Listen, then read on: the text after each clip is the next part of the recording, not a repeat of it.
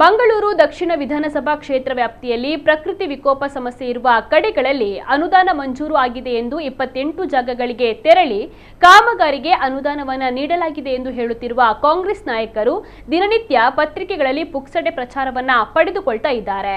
ಈ ಮೂಲಕ ಅವರು ಜನರ ಹಾದಿಯನ್ನು ತಪ್ಪಿಸ್ತಾ ಇದ್ದಾರೆ ಎಂದು ಮಂಗಳೂರು ಶಾಸಕ ವೇದವ್ಯಾಸ್ ಕಾಮತ್ ಅವರು ಟೀಕಿಸಿದ್ದಾರೆ. ಸುದ್ದಿಗೋಷ್ಠಿಯಲ್ಲಿ ಮಾತನಾಡಿದ ಅವರು, ನಾನು ನಿರಂತರವಾಗಿ ಒತ್ತಡ ಹೇರಿದ ಫಲವಾಗಿ ಪ್ರಕೃತಿ ವಿಕೋಪದಡಿ ಹಲವು ಕಡೆಗಳಲ್ಲಿ ಕಾಮಗಾರಿಯನ್ನ ಮಾಡಲು ಅನುದಾನ ಮಂಜೂರು ಮಾಡಲಾಗಿದೆ.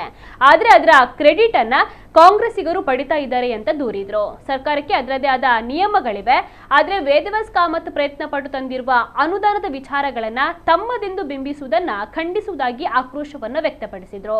ಕಾಂಗ್ರೆಸ್ಸಿಗರ ಪ್ರಚಾರದ ಭರಾಟೆಯಲ್ಲಿ ನಿಜವಾಗಿಯೂ ಅನ್ಯಾಯವಾಗುತ್ತಿರುವ ಆಶಾ ಕಾರ್ಯಕರ್ತೆಯರಿಗೆ ಇವರೇನು ಮಾಡಿದ್ದಾರೆ ಎಂದು ಪ್ರಶ್ನಿಸಿದ ವೇದವ್ಯಾಸ್ ಕಾಮತ್ ಅವರು, ಆಶಾ ಕಾರ್ಯಕರ್ತೆಯರನ್ನ ಬೀದಿಪಾಲು ಮಾಡುವ ಕೆಲಸವನ್ನು ನಿಲ್ಲಿಸಿ ಕೇಂದ್ರ ಸರ್ಕಾರದ ಜೊತೆ ಮಾತನಾಡಿ ಅವರ ನೋವಿಗೆ ಬಿಜೆಪಿ ಸ್ಪಂದಿಸುವುದಾಗಿ ಹೇಳಿದರು.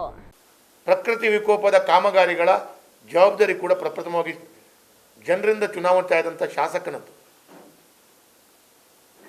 ಆದರೆ ಇದಕ್ಕೆ ₹1 ಕಷ್ಟವನ್ನು ಪಡೆದೆ, ₹1 ಯಾವುದೇ ಕೆಲಸ ಕಾರ್ಯಗಳನ್ನು ಮಾಡದೆ ಸ್ಯಾಂಕ್ಷನ್ ಆಗಿ ಬಂದಿದೆ ಅಂತೇಳಿ ಪ್ರತಿ ಸಿಕ್ಕಿದ ಕೂಡಲೇ ಈ 28 ಜಾಗವನ್ನು ಕಾಂಗ್ರೆಸ್ ನಾಯಕರೊಂದಿಗೆ ಹೋಗಿ ವೀಕ್ಷಣೆ ಮಾಡಿ 10 ಕೋಟಿ ಕೊಡಲಾಗಿದೆ ಅಂತೇಳುವಂಥದ್ದು ಬರೆದು ದಿನನಿತ್ಯ ಪತ್ರಿಕೆಯಲ್ಲಿ ಹೊಡೆಸುವಂಥ ಈ ಒಂದು ಏನು ಪ್ರಚಾರವನ್ನು ಕೊಡಿಸುವಂಥ ಒಂದು ವ್ಯವಸ್ಥೆ ಮಾಡ್ತಾರಲ್ಲ, ನಿಜವಾಗಿ ನಿಮಗೆ ಪತ್ರದ ಉಲ್ಲೇಖವಾಗಿ ಮಾನ್ಯ ಶಾಸಕರು ನನ್ನ ಮನವಿಯ ಮೇರೆಗೆ ಆಗಿದ್ದು ಅಂತೇಳುವಂಥದ್ದು ದಾಖಲೆಗಳು ಇದೆ. ಹಾಗಿರುವಾಗ ದಿನನಿತ್ಯ ಪತ್ರಿಕೆಯಲ್ಲಿ ಹೋಗಿ ಆ 28 ಜಾಗದಲ್ಲಿ ಎಲ್ಲೆಲ್ಲಿ ನಾವು ವೀಕ್ಷಣೆ ಮಾಡ್ತಾ ಇದ್ದೇವೆ ಅಲ್ಲಿ ಜನರನ್ನು ಸೇರಿಸಿ ನಾನು ಮಾಡಿದ್ದೇನೆ ಅಂತೇಳಿ ಬಿಂಬಿಸ್ಲಿಕ್ಕೆ ಹೊರಡುವಂಥದ್ದು ಉಂಟಲ್ಲ, ಅಂದರೆ ಜನರಿಗೆ ಪಾಪ ಗೊತ್ತಾಗೋದಿಲ್ಲ. ಜನರು ಮುಗ್ಧರು. ವಿಧಾನ ಪರಿಷತ್ ಶಾಸಕರು ಬಂದಿದ್ದಾರೆ ಅಂತೇಳುವಾಗ ಜನರು ಬರ್ತಾರೆ, ಒಂದು 10 ಜನ ಸೇರ್ತಾರೆ, ಪಾಪ ಅಲ್ಲಿ ಅವರಿಗೆ ಒಂದು ಮಾಳೆ ಹಾಕ್ತಾರೆ, ಅವರೇ ಮಾಡಿದ್ದು ಅಂತೇಳಿ ಎಣಿಸ್ಕೊಳ್ತಾರೆ. ತಪ್ಪೆಣಿಸ್ಕೊಳ್ಬಾರ್ದಲ್ಲ. ನಾಳೆ ನೀವು ಬರೆದ ವರದಿಯನ್ನು ಇನ್ಯಾರೋ ಬರೆದ್ರು ಅಂತ ಹೇಳಿದ್ರೆ ಹೇಗಾಗತ್ತೆ? ಸರಿಯಾಗಲ್ಲ ಅದು. ಹಾಗೆ ನಾನು ಬರೆದಂಥ ಈ ಪ್ರತಿ ಕಾಗದ ದಾಖಲೆ ಸಮೇತ ಮಾಧ್ಯಮದ ಮಧ್ಯದಲ್ಲಿ ಅವರು ಮಾಡುವಂಥ ಈ ರೀತಿಯ ಸಣ್ಣ ಮನಸ್ಸಿಗೆ ತಮ್ಮ ಪತ್ರಿಕೆ ಮುಖಾಂತರ ಉತ್ತರವನ್ನು ಕೊಡಲಿಕ್ಕೆ ಬಯಸ್ತಾ ಇದ್ದಾರೆ. ನೀವು ಹೋಗಿ, ರಾಜ್ಯ ಸರ್ಕಾರ ನಿಮ್ಮ ಕೈಯಲ್ಲಿದೆ, ವಿಧಾನ ಪರಿಷತ್ ಸದಸ್ಯರ ಮನವಿ ಮೇರೆಗೆ ಮುಖ್ಯಮಂತ್ರಿಗಳು 25 ಕೋಟಿ ಕೊಟ್ಟರು ಅಂತೇಳಿ ಆರ್ಡರ್ ಬರೆಸಿ ನೀವೇ ಬರೀ. ಅದನ್ನು ನಾನು ಒಂದು ಕಾಮಗಾರಿಗಳು ಕೂಡ ನಾನು ನೋಡ್ಲಿಕ್ಕೆ ಬರಲ್ಲ. ನಾನು ಈ ಹಿಂದೆ ಮಹಾನಗರ ಪಾಲಿಕೆಯ ನಮ್ಮ ಆಡಳಿತ ಇರುವಂಥ ಸಂದರ್ಭದಲ್ಲಿ ಕೂಡ ಮಹಾನಗರ ಪಾಲಿಕೆಯಲ್ಲಿ ಇವರು ಮಾಡುವಂಥ ಕೆಲಸ ಕಾರ್ಯಗಳು ಕೂಡ ನಾನು ಹೋಗ್ತಿಲ್ಲ. ನನ್ನದೇ ಪಾರ್ಟಿ ಇದ್ರೂ ಕೂಡ ಅವರವರಿಗೆ ಅವರವರ ಅಧಿಕಾರ ಇದೆ, ಅದು ಮೇಯರ ಜವಾಬ್ದಾರಿ. ಇಲ್ಲಿ ಜನಸಂಖ್ಯೆ ಹೆಚ್ಚಾಗ್ತಾ ಇರುವಾಗ ಆಶಾ ಕಾರ್ಯಕರ್ತನ ಕಡಿಮೆ ಮಾಡೋದಂತೆ ಹೇಳಿದರೆ ಕೇಂದ್ರ ಸರ್ಕಾರಕ್ಕೆ ಹೆಸರು ಹೇಳ್ತಾರೆ. ನನ್ನ ಹತ್ರ 163 ಆಶಾ ಕಾರ್ಯಕರ್ತರು ಬಂದಿದ್ರು ಪಾಪ, 153 ಕೂತ್ಕೊಳಿಸಿ ಎಲ್ಲರಿಗೂ ಹೇಳಿದ್ದೇನೆ, ಇದು 2007-8 ಹೊತ್ತಿಗೆ ಮಾಡಿದಂಥ ಕೇಂದ್ರ ಸರ್ಕಾರದ ಆದೇಶ. ಮುಂಚೆ 1,000 ಜನರಿಗೆ ಒಂದು ಆಶಾ ಕಾರ್ಯಕರ್ತರು ಅಂತೇಳಿ, ಆದರೆ ಈಗ 2,500 ಒಂದು ಆಶಾ ಕಾರ್ಯಕರ್ತರು ಮಾಡಬೇಕು ಅಂತೇಳೋದು 2007-8 ಹೊತ್ತಿಗೆ ಮಾಡಿದಂಥ ಆದೇಶ.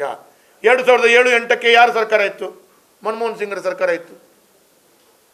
ಆ ಆದೇಶವನ್ನು ಮಾಡುವಾಗ 2007 ಮನಮೋಹನ್ ಸಿಂಗ್ ಮಾಡಿದಂಥ ಆದೇಶವನ್ನು ಆಯಿತು, ಮನಮೋಹನ್ ಸಿಂಗ್ ಆದೇಶ ಅವರು ಮಾಡಿದರು.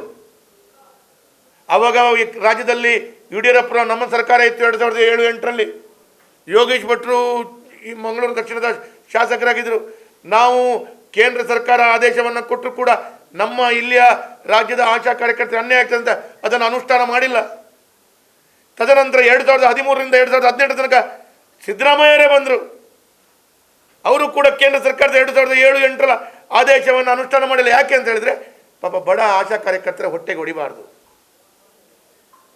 ತದನಂತರ ನಮ್ಮ ಸರ್ಕಾರ ಬಂತು, ನಾವು ಆ ಆದೇಶವನ್ನು ಅನುಷ್ಠಾನ ಮಾಡಲಿಕ್ಕೆ ಹೋಗಲಿಲ್ಲ. ಯಾಕಂತೇಳಿದ್ರೆ ಆ ಬಡ ಆಶಾ ಕಾರ್ಯಕರ್ತರ ಅದಕ್ಕೆ ಬೀಳುವಂಥ ಅಧಿಕ ಮೊತ್ತಗಳು ಏನಿದೆ, 1,000 ಜನರಿಗೆ ನಿಗದಿ ಮಾಡಿದಂಥ ಆಶಾ ಕಾರ್ಯಕರ್ತರು 2,500 ಮಾಡುವ ಹೆಚ್ಚುವರಿ ಆ ಆಶಾ ಕಾರ್ಯಕರ್ತರ ಸಂಬಳವನ್ನು ರಾಜ್ಯ ಸರ್ಕಾರದ ಆರೋಗ್ಯ ಇಲಾಖೆಯಿಂದ ಭರಿಸುವಂಥ ಕೆಲಸ ಕಾರ್ಯಗಳನ್ನ ಕಳೆದ 2008ರಿಂದ 2026 ತನಕ ಮಾಡಿದೆ ಸರ್.